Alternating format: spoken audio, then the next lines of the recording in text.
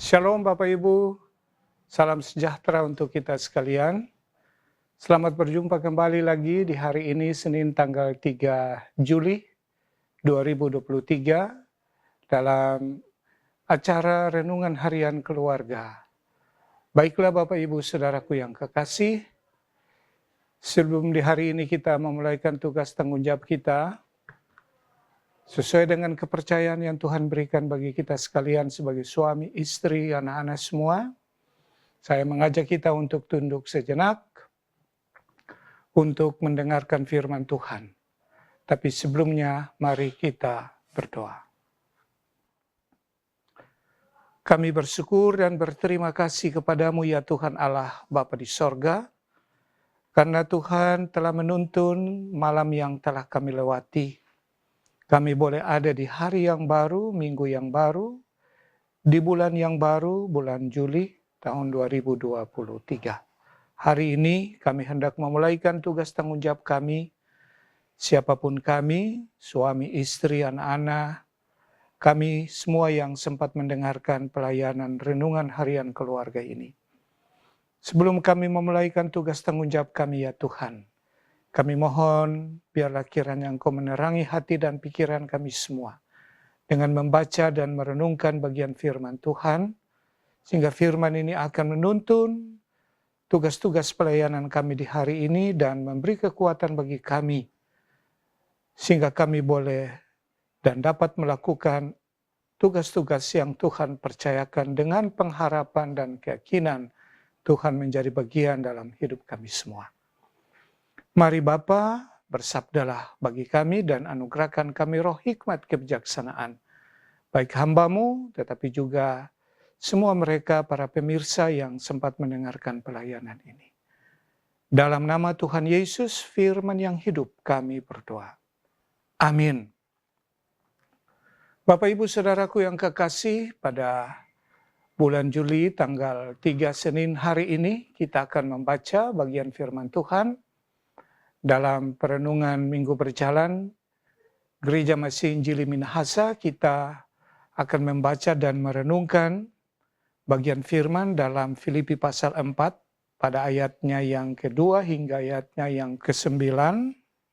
Tapi kita hari ini khusus akan merenungkan satu ayat dari Filipi pasal 4 ayatnya yang ketiga. Filipi pasal 4 ayatnya yang ketiga di bawah judul nasihat-nasihat terakhir. Demikian firman Tuhan.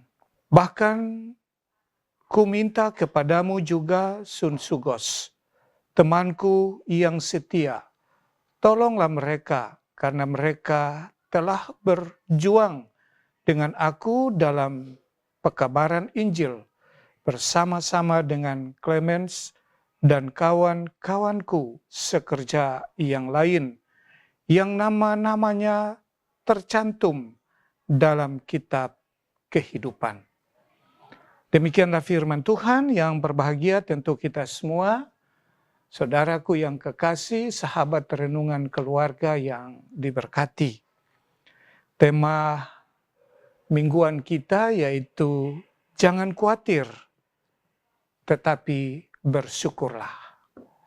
Ini diangkat dari bagian pembacaan secara keseluruhan dari ayat 2 hingga ayatnya yang ke-9. Tetapi khusus hari ini kita memiliki tema tersendiri yaitu saling menolong. Ungkapan saling menolong ini diangkat dari ayatnya yang ketiga dari pembacaan di minggu berjalan. Kita telah baca dan mendengarkan yang tadi. Bapak Ibu Saudaraku, saling menolong, ungkapan menolong ini adalah sebuah sikap perbuatan yang baik yang telah diwarisi sejak lama. Jauh sebelum ada Injil, Bapak Ibu, sebelum ada Injil diberitakan, sebelum kita mengenal agama, orang tua yang hidup dengan dasar-dasar moral, dengan budaya-budaya setempat, salah satu nilai budaya yang memang sudah cukup lama terbangun dalam kehidupan bermasyarakat adalah saling tolong-menolong. Kearifan lokal orang-orang Minahasa menyebutkan dengan istilah, misalnya kita kenal sitou tumou tumoutou, yang kalau kita terjemahkan menjadi berkat bagi sesama, memanusiakan manusia. Memanusiakan manusia adalah salah satu ciri dari sikap hidup tolong-menolong. Dan memang itu sudah terbangun dalam kehidupan kita sudah sejak lama. Jauh sebelum kita mengenal agama. Sehingga nasihat untuk saling tolong-menolong adalah sebuah nasihat yang bukan baru ketika kita hidup di zaman sekarang ini.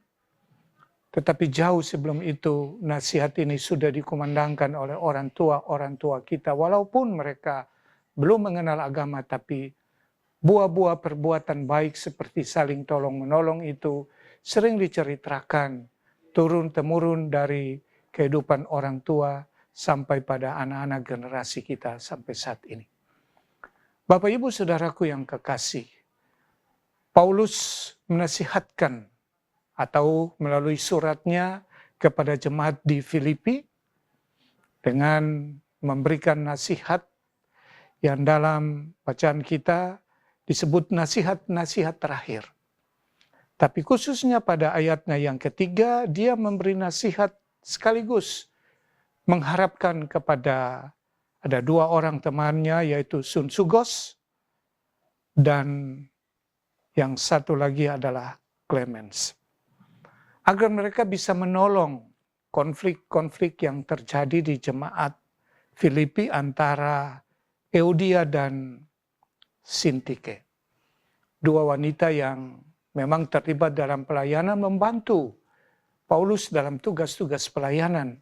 Tetapi ternyata ada konflik, memang tidak disebutkan konflik seperti apa.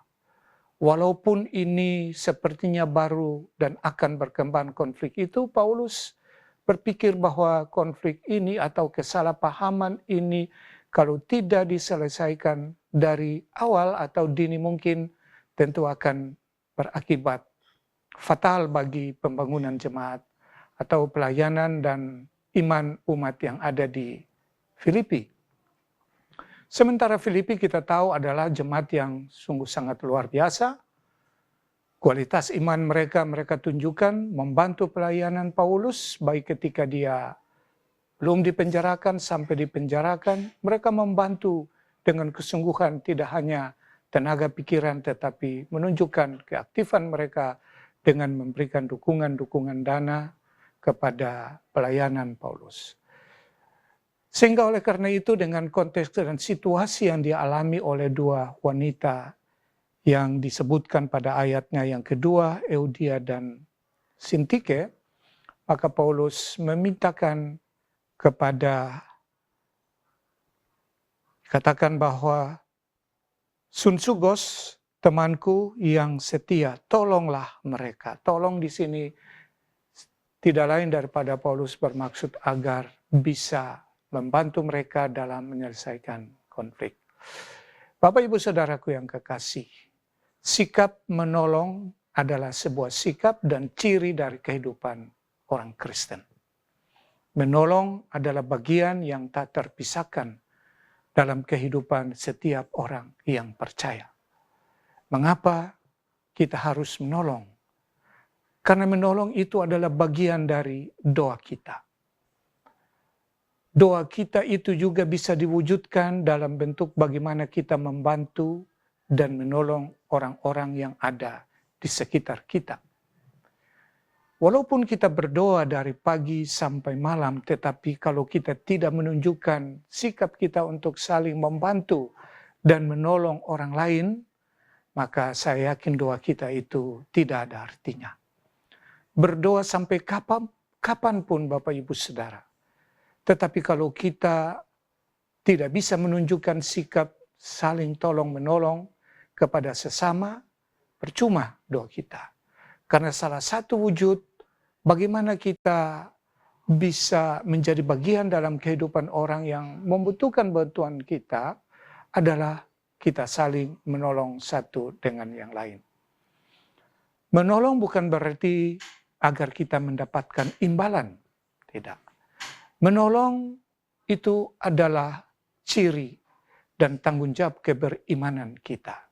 Karena itu mari Bapak Ibu, saudara-saudaraku yang kekasih, mungkin hari ini saudara akan bekerja dan melakukan tugas pelayanan. Di tempat kerja saudara ada orang yang akan meminta bantuan kepada saudara. Bantuan paling tidak adalah pikiran kita, tenaga kita, waktu kita. Kalau kita punya kelebihan, mengapa tidak kita tidak bisa membantu mereka.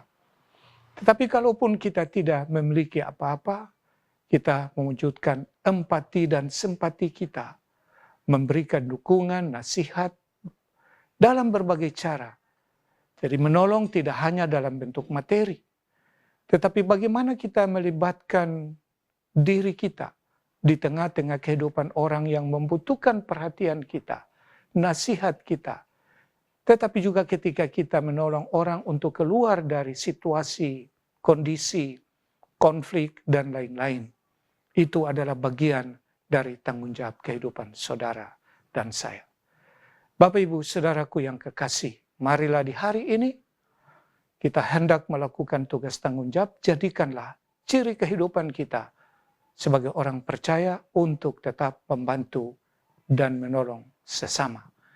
Saya yakin percaya bahwa dengan membantu dan menolong, Anda sendiri telah memanjatkan doa kepada Tuhan untuk kehidupan saudara dan keluarga. Kita membantu orang lain, mungkin kita tidak pernah mendapatkan balasan karena memang kita tidak menuntut balasan. Tetapi yakin percaya bahwa balasan itu satu saat Tuhan akan membalasnya bukan kepada kita, tetapi bisa juga kepada anak cucu kita. Perbuatan baik kita kepada orang lain tidak akan sia-sia. Tetapi perbuatan baik kita kepada orang lain akan berimbas kepada anak cucu kita. Yakinlah bahwa segala sesuatu yang kita kerjakan dengan penuh kesungguhan di dalam terang kebenaran firman Tuhan, semua yang kita lakukan tidak akan sia-sia. Tuhan memberkati kita. Amin. Mari kita berdoa. Kami bersyukur dan berterima kasih kepadamu ya Tuhan Allah, karena kami boleh menikmati hidup ini. Saat dimana kami boleh memasuki bulan yang baru, bulan Juli, di hari ini, hari Senin, tanggal 3, kami percaya itu semua karena kasih dan anugerah-Mu. Kami tidak tahu seperti apa kehidupan kami akan kami jalani di bulan yang baru ini. Tetapi kami percaya bahwa tangan Tuhan akan menuntun dan mengembalakan kehidupan kami semua sebagai orang yang percaya.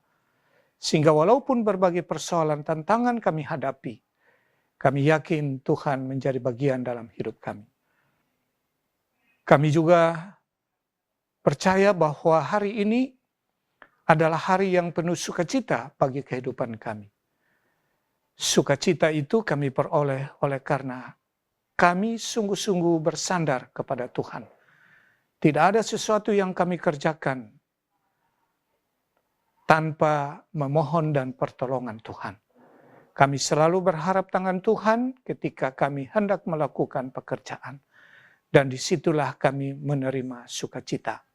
Kami berdoa, ya Tuhan, untuk pelayanan Jemaat Gemim Bukit Moriah Tikalabaru, baik program pelayanan fisik dan non-fisik, diberkatilah. Semua warga jemaat dari kolom 1 sampai kolom 29. Pelsus dari kolom 1 dan sampai kolom 29. Tuhan berkati. Badan Pekerja Majelis Jemaat Gemim Bukit Moriah Tikalabaru, Ketua Bapak Pendeta Handri Meki Denga Master Teologi, keluarga Denga Supit, Tuhan berkati, beri kekuatan dan semangat, bahkan hikmat kebijaksanaan kepadanya. Dan semua para pelayan-pelayan khusus diberikan semangat dalam melayani pekerjaan Tuhan, sehingga di hari ini pelayanan pekerjaan Tuhan yang hendak dikerjakan dapat membangun iman percaya jemaat, sehingga betul-betul keberadaan hidup jemaat ini, apa yang kami kerjakan, apa yang kami perbuat itu hanya untuk Tuhan, demi dan hanya kemuliaan nama-Mu dipuji dan disembah. Terima kasih ya Tuhan, kami berdoa untuk mereka yang menikmati pertambahan usia, tetapi juga pertambahan usia perkawinan. Tuhan lengkapi sukacita mereka di hari ini. Kami juga berdoa untuk program pelayanan Renungan Harian Keluarga yang setiap hari ditayangkan, tim multimedia yang setiap saat mengambil gambar video melalui kesediaan hati dan tanggung jawab mereka. Tuhan berkati, keluarga-keluarga mereka juga Tuhan berkati, segala usaha dan pekerjaan mereka Tuhan berkati. Segenap kehidupan kami, mereka semua yang terpanggil, para pendeta yang melayani pelayanan Renungan Harian Keluarga setiap pagi, diberkati ya Tuhan Allah.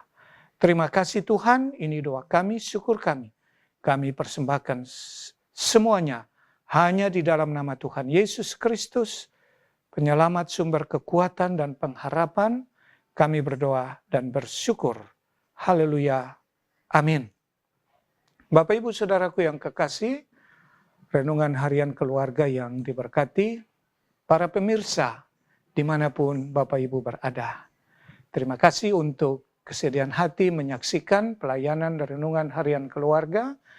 Dan jika Bapak Ibu merasa terberkati melalui pelayanan kami ini, kami mohon kiranya dapat di-subscribe, di-like, komen, dan dibagikan sehingga pertama, Bapak Ibu boleh mendapatkan tayangan-tayangan yang terupdate, tetapi yang lebih terpenting adalah mereka yang lain juga dapat menyaksikan dan dapat diberkati melalui pelayanan kami ini.